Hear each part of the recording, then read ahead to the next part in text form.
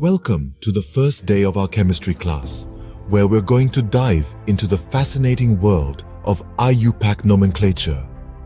Today, we'll learn the basics of naming organic compounds, an essential skill for any chemistry student.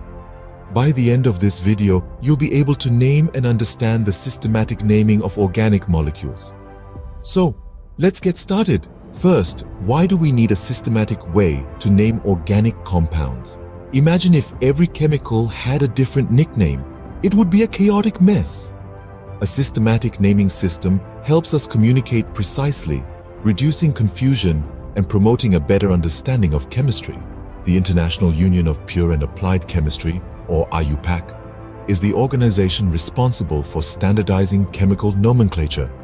Their rules ensure that chemists worldwide use a common language when naming compounds. Let's start with the simplest organic compounds, alkanes. Alkanes consist of carbon and hydrogen atoms only, bonded together in a chain. The general formula is CnH2n+2. To name alkanes, we follow a straightforward set of rules. Identify the longest carbon chain, name any branches or side chains, use prefixes to indicate the number of carbon atoms, and add the suffix -ane for alkanes. Let's practice with an example. Methane has one carbon atom in its chain, so we use the prefix meth and add -ane to the end. The name is methane. Now let's try butane. Butane has a 4-carbon chain, so we use the prefix but and add -ane. The name is butane. Organic compounds often contain functional groups that determine their properties and reactivity. You'll learn more about these in later classes, but it's essential to recognize them when naming compounds. Here's a sneak peek.